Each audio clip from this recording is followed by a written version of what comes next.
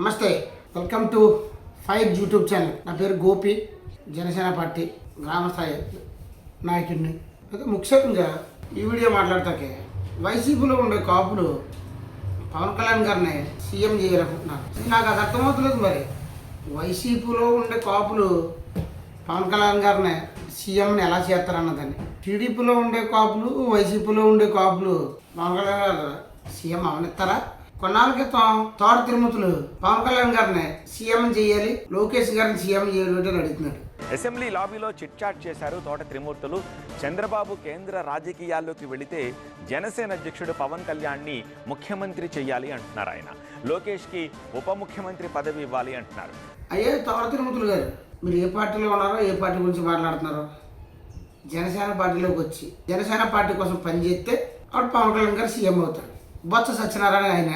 మీరు తెలివితేటలుగా ఉన్న పదవిని కూడా పవన్ కళ్యాణ్ గారికి ఆ డిప్యూటీ సీఎం పోస్ట్ కూడా ఓడదీయడానికి ట్రై చేస్తున్నారు. మీరు జగన్ గారు పంచం చేరి పవన్ కళ్యాణ్ గారు సీఎం అవ్వాలి, లోకేష్ సీఎం అవ్వడం ఏంటని అడుగుతున్నారు. లోకేష్ సీఎం అవ్వకుండా పవన్ కళ్యాణ్ సీఎం ఎలాగవుతాడు?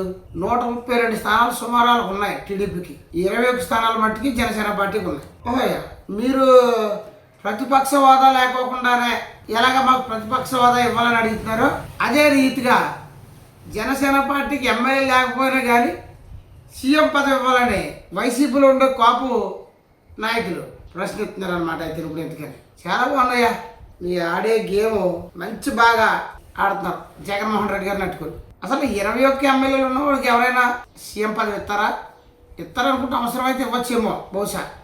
మేము జనసేన పార్టీలో ఉండి ఎలా మాట్లాడుతాం అనుకుంటారేమో మీరు. మరి మీరు సంఖ్యాబలం లేకపోయినా కానీ మాకు ప్రతిపక్ష హోదా ఇవ్వాలని ఎలా దెబ్బలాడుతున్నారో, ఇక సంఖ్యాబలం లేకపోయినా కానీ జనసేనకి సీఎం పదవి ఇవ్వాలని అలాగా బ్యాట్ ప్రసారం చేస్తున్నాం.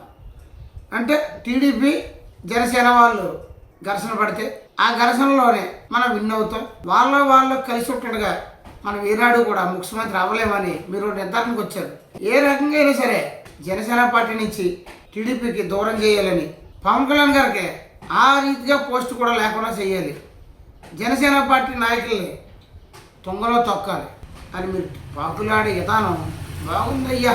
తోట తిరుమతులు బొత్స సత్యనారాయణ, ఎందుకయ్యా మీకు 55 సంవత్సరాలు 60 సంవత్సరాలు ఉంటాయి, ఉంటుంటే తెగుళ్ళు ఉంటాయి, ఇంకా రాజకీయం చేసి ఏం బాగుపడతారా మీరు?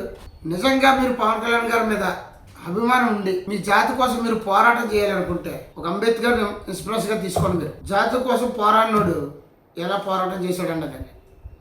అంతేగాని దొంగతనంగా ముద్రగడ్డ పద్ధం అలాగా వైసీపీ ముసుకేసుకుని వచ్చి కాపులకు న్యాయం చేయాలంటే ఎలా చేస్తారో? కాపులకు న్యాయం చేయాలంటే కాపుల పార్టీ తిరగాలి, కాపుల పార్టీ అధికారంలోకి రావాలి. మేము ఎస్సీల ఇందు కూడా కాపుల పార్టీకి మేము సపోర్ట్ చేయడం జరుగుతుంది. ఎందుకంటే ఇక్కడ ఏళ్ల తరబడి చౌదరీసు రెడ్లు ఈ ఆంధ్రప్రదేశ్లో రాజ్యాధికారాన్ని ఎలగబోతున్నారు. మరి కాపులకి ఎప్పుడు, ఎస్సీలకి ఎప్పుడు, మిగతా వర్ణాలు బీసీలకి ఎప్పుడు? ఈ 2 క్యాస్టులతో మీరు సంబంధాలు పెట్టుకుని పోతే టీడీపీలోకి పోతున్నారు, లేదంటే వైసీపీలోకి పోతున్నారు. ఈ 2 పార్టీల్లోకి పోయి పవన్ కళ్యాణ్ గారిని సీఎం చేయాలి, పవన్ కళ్యాణ్ గారు సీఎం అని చెప్తే చూడాలని ఉంది. అంబటి రాంబాబు లాంటి పనికివారి సన్నాసి పవన్ కళ్యాణ్ గారు సీఎం అయితే సంతోషిస్తామని పవన్ కళ్యాణ్ గారికి బలం చూపించుకోకుండా పవన్ కళ్యాణ్ గారిని ఇంకా తొక్కుపెట్టాలని మీరు వేరే పార్టీలోకి వెళ్ళి అంటగాలితే మీరు పవన్ కళ్యాణ్ గారు సీఎం చేయాలి, లోకేష్ని సీఎం చేయడం ఏంటని అడుగుతున్నారంటే మీరు మీ ఎంత తెలివితేటలైన నాయకుడి దగ్గర పనిచేస్తున్నారయ్యా మీరు. అసలు బుర్ర పనిచేస్తుందో లేదయ్యా మీకు? అసలు మీకు అసలు మంచి చెడ్డ ఏమైనా తెలిస్తే ఇలా మాట్లాడు అంటే వారికి వాతావరణం సృష్టించి గొడవల పరంగా 2029లో మనం మళ్ళీ నగ్గేయాలి. జనసేన టీడీపీ దెబ్బలాడుకోవాలి గ్రౌండ్ లెవెల్లో.